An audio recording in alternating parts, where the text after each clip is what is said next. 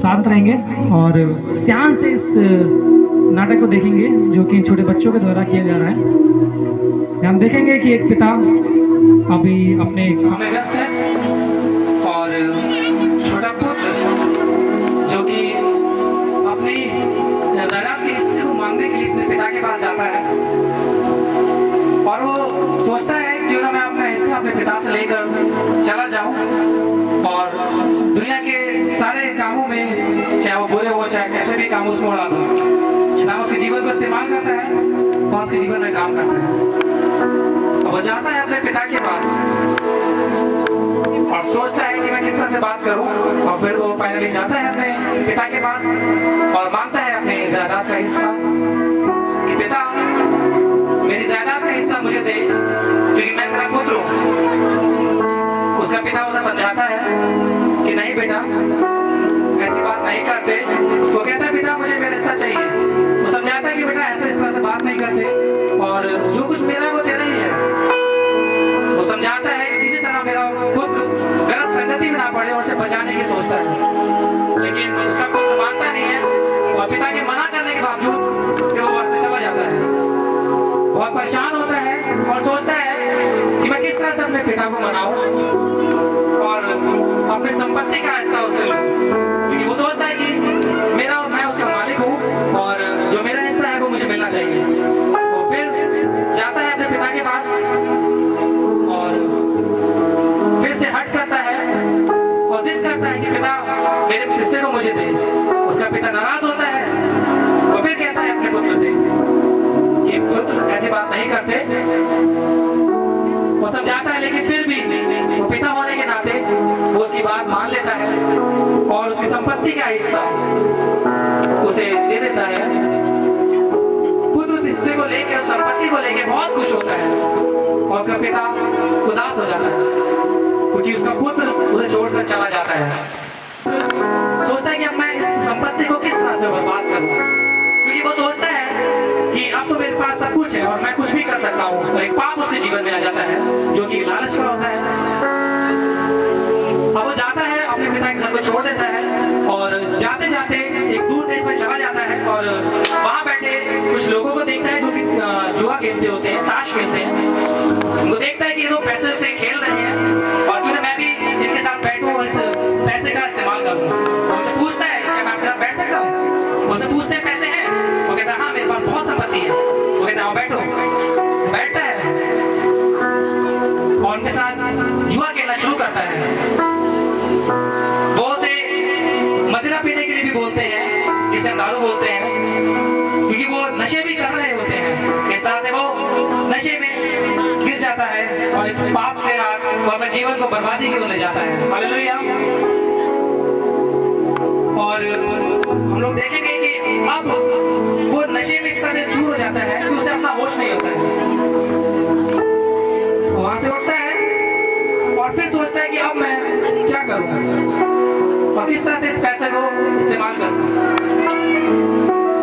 अब वो फिर जाता है और घूमता रहता है और ऐसे घूमते फिरते उसे कुछ लड़कियां मिलती हैं जो उसे जिनसे देखकर वो मोहित होता है और उन्हें देखकर सोचता है क्यों ना मैं इस पैसे का इस्तेमाल करूं और इनके साथ कुछ समय बिताऊं, नाच गाना करूं, मौज मस्ती करूं। और इस तरह वो विचार के काफी हो जाता है। वो उनके साथ अपना समय बिताना शुरू करता है और पैसे को बर्बाद करता है। लेकिन देखेंगे कि धीरे धीरे करके हर एक व्यक्ति उसे छोड़ के चला जाता है और वो सारे पैसे उनके ऊपर बर्बाद कर देता है। अंत में वो देखता है कि मैं फिर से अकेला हो गया हूँ। अपने दाएं बाएं देखता है और सोचता है कि अभी तो मेरे साथ इतने सारे लोग थे और उसे पता नहीं होता है कि वो लोग सिर्फ और सिर्फ उसके धन के वजह से उसके साथ थे। वो अकेला हो जाता है और परेशान होता है कि अब मैं क्या करूँ। लेकिन वो सोचता है मेरे पास तो धन है, मैं आगे आराम से रह सकता हूँ। लेकिन जब वो देखता है तो उसके पास एक रुपया भी नहीं होता है। वो परेशान होता है और अपने आगे के जीवन के बारे में सोचता है कि मैं क्या करूँ। और फिर काम की तलाश में वह भटकता है और वही मौजूद एक व्यक्ति से मिलता है और उनसे काम की तलाश को लेकर जाता है। तो सोचता है कि अब मुझे अपना जीवन यापन करने के लिए आगे धन की जरूरत पड़ेगी, लेकिन वो इस लायक नहीं होता है कि स्वयं से कुछ कर सके, क्योंकि वो इस वक्त एक बर्बादी की स्थिति में होता है। कुछ दूर चलते चलते वो एक व्यक्ति से मिलता है और उससे कहता है क्या मुझे काम मिल सकता है। वो कहता है कैसा काम। वो कहता है मैं कुछ पैसे कमाना चाहता हूँ क्योंकि मैं इस वक्त इस हालत में हूँ कि मेरे पास 1 रुपया भी नहीं है। वो उसे पैसे मांगता है, वो मना करता है कि पैसा तो नहीं है, लेकिन मेरे पास तुम्हारे लिए काम है सूअर चराने का। अब जानते हैं सूअर चराने का काम कैसा होता है। लेकिन वो व्यक्ति जो एक राजा का, एक जमींदार का बेटा होता है, वो सूअर चराने के काम के लिए मान जाता है। वो कहता है मुझे बदले में क्या मिलेगा। वो कहता है पैसे की उम्मीद मत कर, जो सूअर खाएंगे उन्हीं को तुझे खाना पड़ेगा। जिस चूर-चार से सूअर खाएंगे उसी में से तू खाएगा। आप सोच सकते हैं कि वो उस गंदगी में रहने के लिए भी राजी हो जाता है, क्योंकि वो इस वक्त उसकी आंखें इस वक्त शैतान ने बंद करी होती है और उसे याद नहीं होता है कि मैं कहां से आया हूं। वो काम करना शुरू करता है सफाई का, सूअर चराने का। काम करते करते उसे भूख लगती है और वहीं मौजूद सड़े गले खाने को वो खाना शुरू करता है। वो खा ही रहा होता है कि उसे याद आता है, और वो अपने आपे में जब आता है उसे याद आता है कि मैं क्या काम कर रहा हूँ। मैं तो एक जमींदार का बेटा हूँ, मेरा पिता एक राजा है, उसके पास इतनी संपत्ति है, मेरे तो नौकर भी मुझसे इससे अच्छा खाना खाते हैं और मैं सूअर चला रहा हूँ। तब उसे याद आता है कि वो मेरा पिता है, लेकिन वो सोचता है कि मैं इस लायक नहीं हूँ कि अब अपने पिता के पास वापस जाऊं, क्योंकि मैंने उसके विरोध में और स्वर्ग के विरोध में पाप किया है। लेकिन वो सोचता है कि अब मैं अपने पिता से कहूंगा कि तू मुझे नौकर के भांति ही अपने पास रख ले। तो वो वहां से उठता है और चला जाता है। चलते चलते वो कुछ दूर उसके पिता को देखता है, जैसा कि उसका पिता रोज अपने पुत्र की आशा में कि वो आ रहा होगा, वो लौट के आएगा, रोज अपने घर के बाहर खड़े होकर देखता है कि अपने बेटे की बाट जोड़ता है। वो दूर ही देखता है कि मेरा बेटा आ रहा है, दूर से देखता है, और वो पहुंचा नहीं होता है कि उसको भाग कर जाता है, अपने बेटे पुत्र को गले लगा देता है। वो चूमता है और कहता है कि बेटा तुम लौट आए। वो कहता है पिता मुझे क्षमा कर, मैं तेरे विरोध में पाप किया। वो कहता है नहीं तू मेरा पुत्र है। उसे क्षमा करता है। वो तुरंत नौकर को बुलाता है। हम देख सकते हैं वो पिता ये नहीं देखता कि मेरे पुत्र की इस वक्त हालत कैसी है। वो ये नहीं देखता कि वो फटे हाल में है। वो ये नहीं देखता कि मेरा पुत्र ने मेरे विरोध में पाप किया। एक पिता होने के नाते वो उसे गले लगा लेता है। फिर नौकर को बुलाता है, उससे कहता है इसके लिए सोने के आभूषण मंगवाए जाए, इसके लिए सुंदर वस्त्र मंगवाए जाए, इसे जूतियां पहनाई जाए और एक बड़े भोज का आयोजन करें जिसके लिए इसे तैयार करा जाए। वो जाता है उसे अंदर लेकर, और उसका पिता बहुत खुश होता है क्योंकि आगे में वो एक पिता है।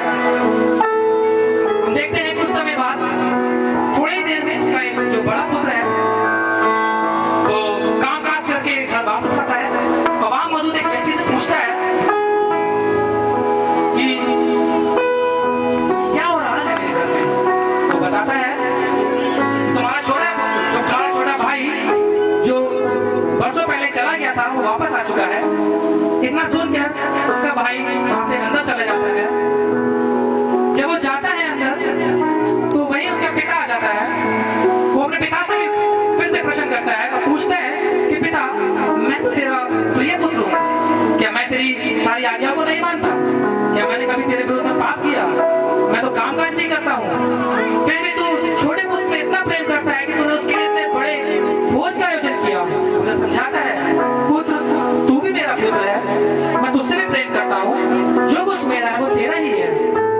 वो समझाता है और कहता है ये तेरा छोटा भाई है जो खो गया था अब मिल गया है, जो मर गया था अब जी गया है। इतनी बात करते हुए वो दोनों अंदर चले जाते हैं और भोज में शामिल हो जाते हैं। तो मेरे भाइयों और बहनों, मैं आप लोगों को ये समझाना चाहूंगा कि इस नाटक का उद्देश्य सिर्फ ये है कि पिता को अपने पुत्र से कितना प्रेम है कि वो अपने पुत्र के किए हुए पापों को भूल जाता है। बोस के द्वारा किए गए अपमान को भूल जाता है और उसे फिर से गले से लगा लेता है। अब आप सोच सकते हैं, एक शारीरिक पिता जिसने हमें जन्म दिया वो हमें इतना प्यार करता है, तो क्या हमारा आत्मिक पिता, हमारा परमेश्वर प्रभु यीशु मसीह क्या हमसे प्यार नहीं करता? मेरे भाइयों, मैं आपको ये कहना चाहूंगा कि हमारे जीवन में हम लोग बहुत से ऐसे काम कर देते हैं जिससे हम लोग पाप में गिर जाते हैं, लेकिन हमारे पास मौका होता है, हम लोग परमेश्वर के सामने सच्चे दिल से विनती करें और अपने गुनाहों को कबूल करके उससे माफी मांगे। वो हमें गले से लगाने को तैयार है, वो हमारी वेशभूषा बदलने को तैयार है और नया जीवन जो उसने हमारे लिए रखा है वो हमें देने के लिए वो तैयार है। इसी के साथ आज के इस नाटक को हम खत्म करते हैं और मैं उम्मीद करता हूं कि आपसे इस नाटक में कुछ बात किया होगा और इसके द्वारा आपके जीवन में कुछ काम हुआ होगा। हालेलुया। एक बार बच्चों के लिए जोर से तालियां बजा दें और एक बार जोर से परमेश्वर के लिए हाथ उठाकर ताली बजा दें। Hallelujah, hallelujah. पीछे वाले हालेलुया, जोर से हालेलुया।